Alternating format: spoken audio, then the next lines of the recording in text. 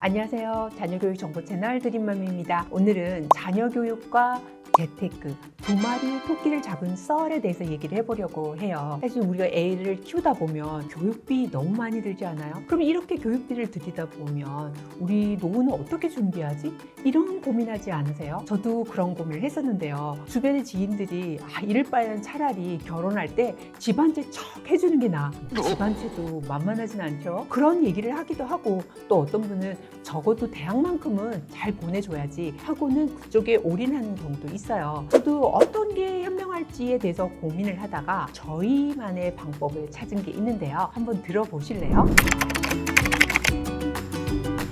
자녀의 빠른 경제적 자립이 또 하나의 재테크라고 볼 수 있는데요. 아이를 키울 때에 물질은 부족하게, 사랑은 충분하게 키우는 게 정말 정석인 것 같더라고요. 근데 아이를 그냥 단순히 너는 공부를 해, 우리는 돈 벌게, 이런 식으로 했다가 나중에 아이가 성장을 해서도 아이가 부모님에게 의존을 하고 그런 케이스를 보면서 진짜로 우리가 나중에 잘못하다가 교육비 부분뿐만 아니라 우리의 노후에도 되게 문제가 되겠다라는 생각이 들더라고요. 그래서 현실적으로 아이가 빨리 경제적 자립을 할 수 있는 그런 얘기를 해야겠다라는 생각이 들었고요. 그래서 시작하게 된 것이 가족 경영에 같이 참여하고 회의하는 거였어요. 근데 이게 사실 100% 오픈하는 건 별로 좋지 않을 것 같고요. 아이의 나이에 맞게끔 어느 정도 분량을 오픈해서 여기에서 어떤 정도까지 아이를 케어하는 데 쓰고 어느 정도까지를 저축을 해서 나중에 우리가 같이 부유해질 수 있을까에 대해서 얘기를 하다 보면은 하나 좀 달라지는 게, 돈을 쓰는 때도 전에는 내 때를 쓰고 사주세요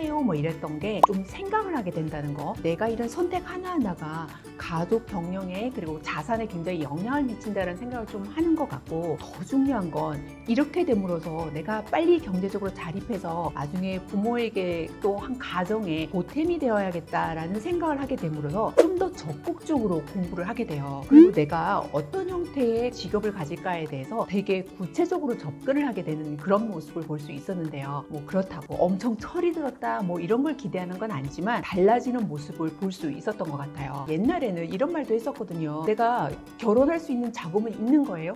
이런 얘기를 할 때 되게 서운하더라고요. 교육시키느라고 이렇게 힘든데 그런 거에 대해서 걱정도 안 하고 벌써 저 조그만 게 고민을 하네? 이런 생각을 했었는데, 가족 경영이라는 이런 이제 회의를 하고 같이 조금씩 운영해 나가는 걸 보면서 자기가 열심히 빨리 벌어서 부모와 우리 가족이 함께 좀 약간 풍요롭게 살자, 이런 얘기를 많이 하게 되더라고요. 거기다가 이제 해외에 갔을 때 외국인 친구들하고 같이 이렇게 기숙사를 쓰게 되었는데, 그때 그 친구들은 20살만 넘어도 부모에게 의존하지 않고 대부분 이제 학비도 가능하면 자기 선에서 해결하려는 그런 자립심을 보게 되었고, 영향을 크게 받아서 부모가 지금까지 교육해왔던 그런 경제적 독립을 빨리 하는 것이 정말 맞구나라는 생각을 하게 된 계기가 됐어요. 가족 경영에 대한 회의를 같이 하게 되다 보면 변화가 되는 것이 아이의 성적이 올라가요. 적극적으로 공부하는 모습을 보게 될 수 있는데요. 경제적 관념을 좀 세워주는 거에 대해서는 우리가 좀 쉽게 접근하지 못하는 것 같아요. 그런데 좀 이걸 꺼려할 게 아니고요. 솔직히 터놓고 우리 노후도 걱정해야 되고, 또 너를 키울 때 이 비용을 가지고 차라리 나중에 커서 결혼할 때 좀 더 돈을 보태주는 게 나은가, 아니면 이게 교육비에 좀 더 투자를 하는 게 맞는가, 이런 걸 좀 고민하게끔 하는 시간을 갖는 게 좋은 것 같더라고요. 공부를 하면서 그냥 막연히 부모를 위해서 하는 것 같은 그런 것 때문에 억지로 하는 게 아니라, 자기가 미래의 그런 꿈에 대해서 좀 더 적극적으로 해서 자기도 그런 자립을 하고 부모님에게 힘을 덜어드려야겠다라는 그런 생각을 하게 됨으로써 성적도 분명히 올라가게 된다는 이런 장점이 있어요.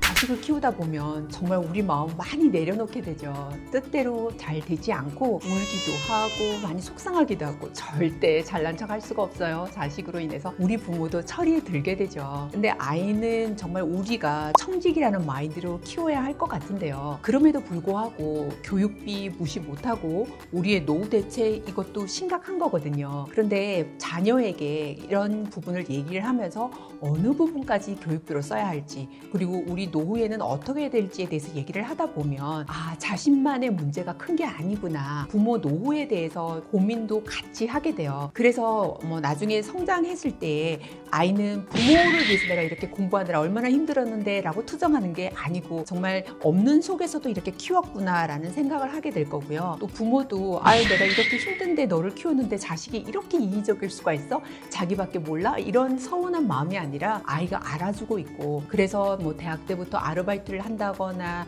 아니면 인턴을 하든 취업을 하든 좀 그런 부분에 대해서 같이 고민을 쉐어하게 되면 그런 서운한 마음이나 감정 싸움들이 덜 하게 되는 것 같아요. 우리가 경제적인 부분을 자식과 어릴 때 얘기를 하는 걸 좀 익숙하게 생각하지 않잖아요. 그런데 이걸 100% 오픈할 것은 아니지만 어느 부분만큼을 가지고 얘기함으로써 이 아이가 좀 더 일찍 자립을 할 수 있는 그런 밑거름이 될 수 있는데 굉장히 도움이 되는 것 같아요. 교육비 문제 가지고 막 이렇게 얘기하는 거 좀 치사해 보이기도 하잖아요. 근데 나중에 무한정 의존하게 되면 저희 너무너무 무거워져요. 내 아이가 우리 가정의 소중한 존재일 뿐만 아니라 책임감도 있고 또 목적 있는 삶을 살아갈 수 있도록 하는데, 이런 가정 경영의 회의에 참여시키는 거, 이런 거 한번 시도해 보시는 건 어떨까요? 교육비로 고민이 많으신 여러분들에게 저의 경험을 나누면서 도움이 되셨기를 바라면서 다음 시간에도 꼭 필요한 주제로 찾아올게요. 감사합니다.